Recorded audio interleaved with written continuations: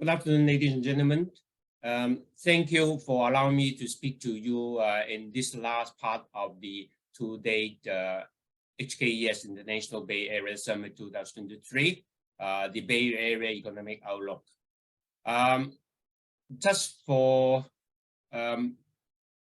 members' attention, that it appears that the area of my talk coincides slightly with those of Irina. So I'm going to skip some of the areas that Sue has already spoken. So let's go through that one by one. Now, I don't think I need to introduce a lot about the GBA, but just for those who are not knowledgeable about this, GBA actually cover the four major cities, Hong Kong, Macau, Guangzhou, Shenzhen, plus other 7. In terms of population, we have altogether, I think, close to exceed 19 million, basically 12 times the Hong Kong. And in terms of area, maybe about 54 total area of Hong Kong. Okay. Next slide, please.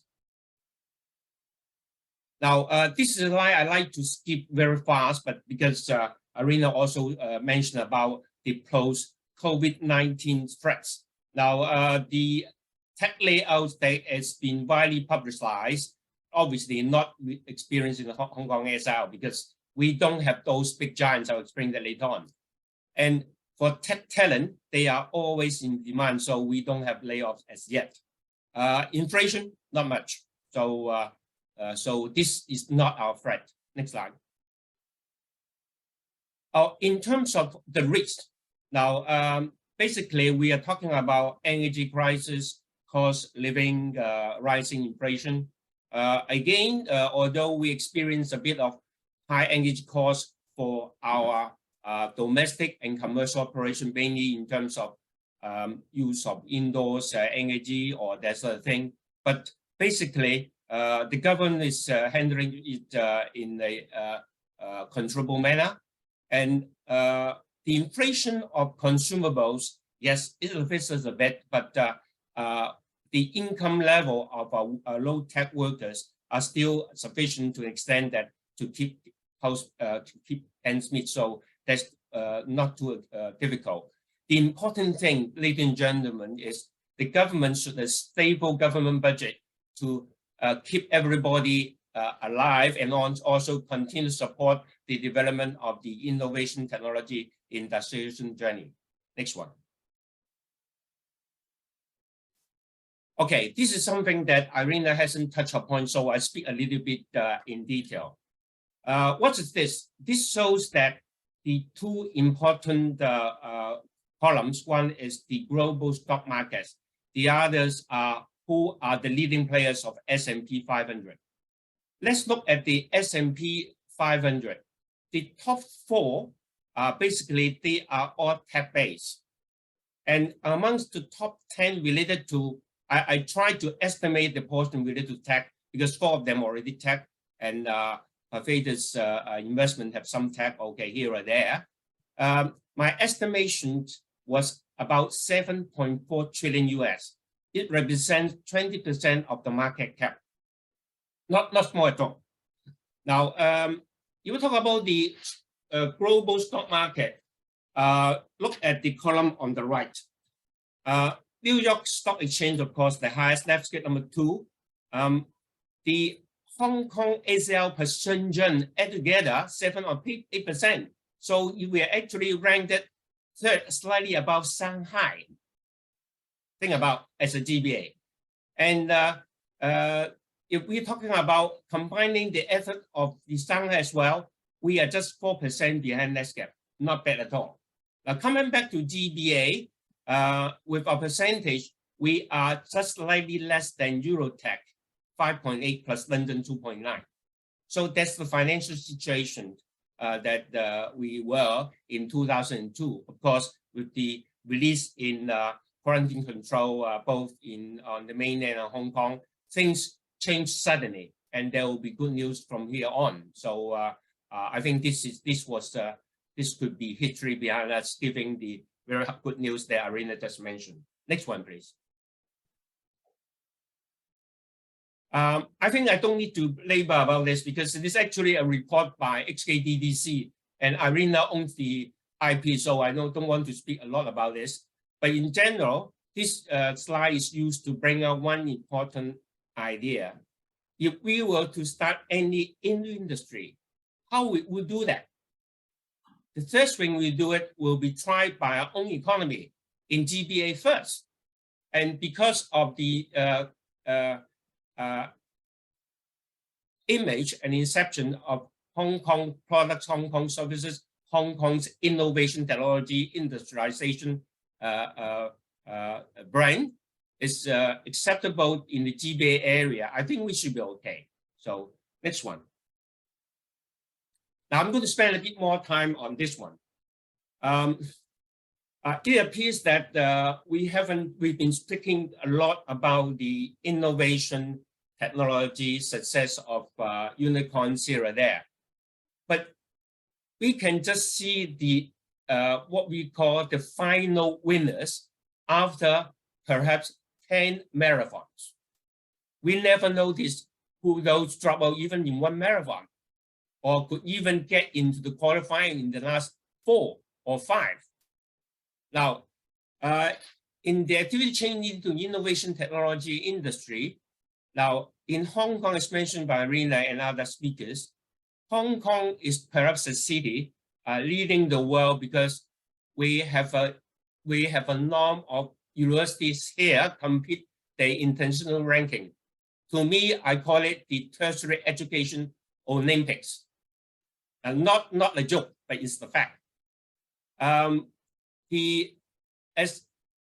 Because of that, because of the very good research outcomes, academics apply funding to deliver high applications to support their career development.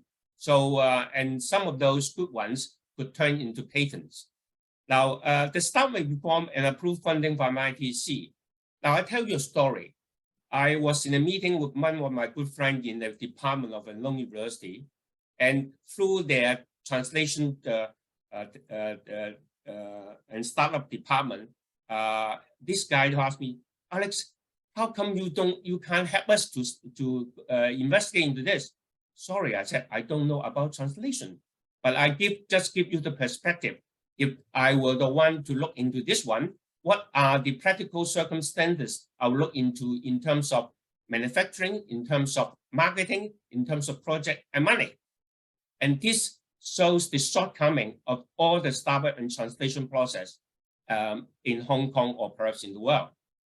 Now that leads to the foreign part of this slide, the unresolved problem for the innovation, technology, and industrialization runway.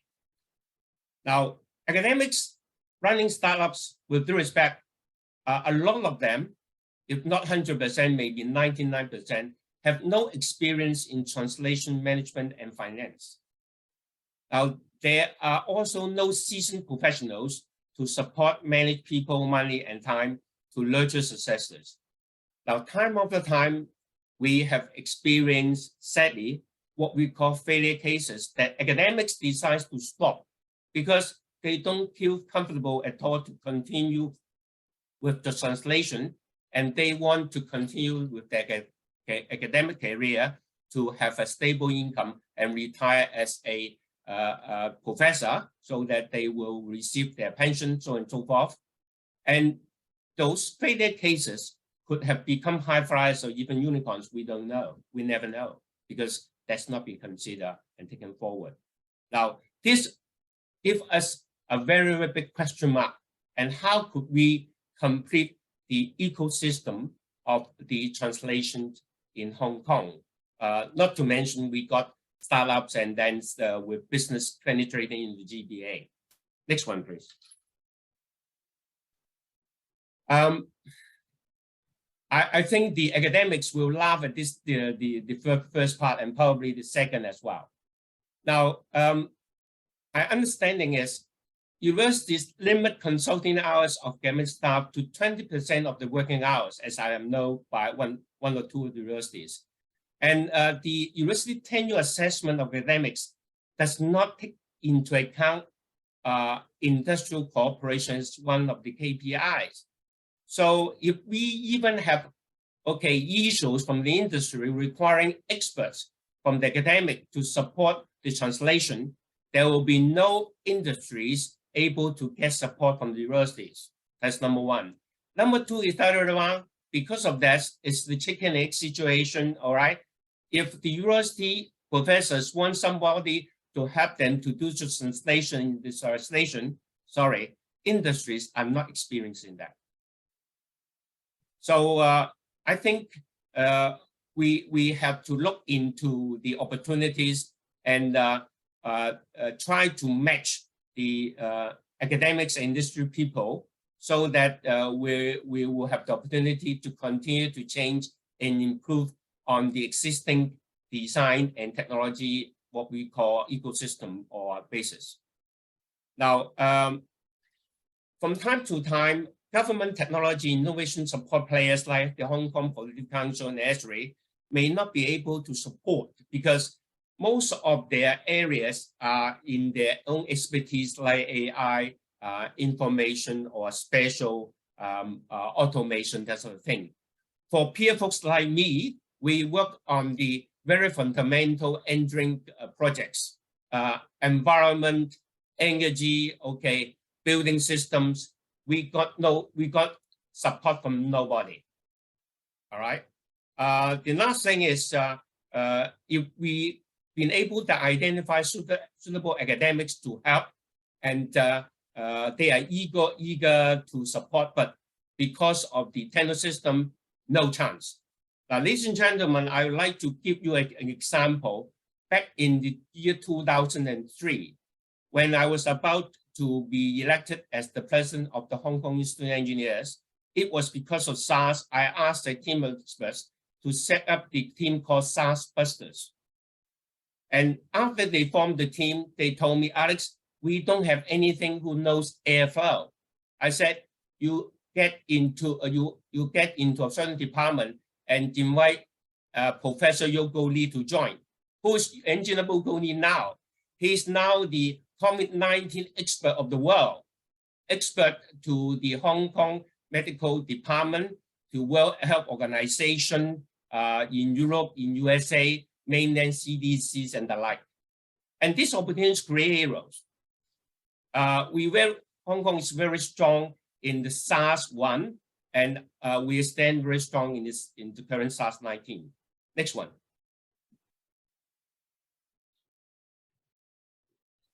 Now, Irina also spoke a bit about the different sort of planning.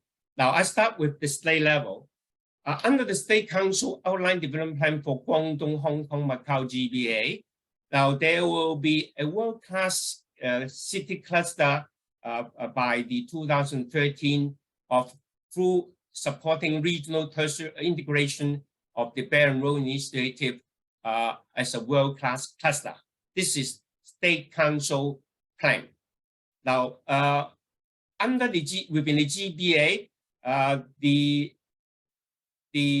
there is a plan for the Guangdong province to build a world-class university, which will play important part in achieving the goal of becoming world-class city cluster, as well as an international talent and innovation hub.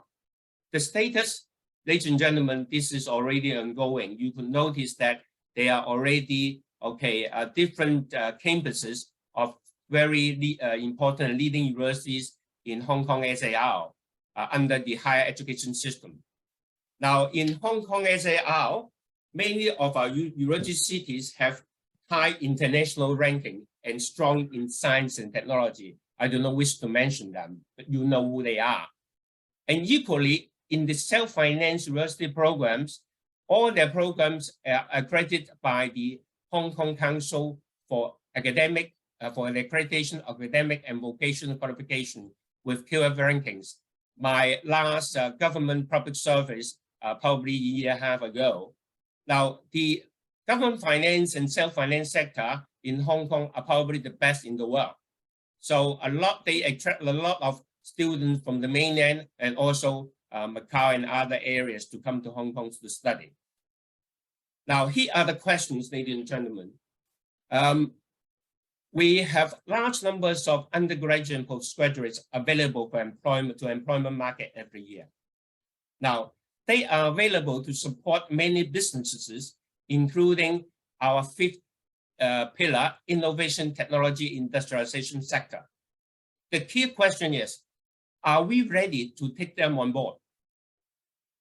With that, I'd like to conclude my talk. Next slide. Now, I think I've covered several areas. Now, I would like to stress on the importance of the last three. Now, we really need to have a coherent funding for research and translation to support the industry, and this should be aligned and supportive to building the business of the fifth pillar. And we need the manpower expertise for the new tech business. But the key is how could we grow them, and more importantly, retain these tech talents for the long-term growth of the GBA. Ladies and gentlemen, I will finish my talk here. I'll welcome questions later on. Thank you.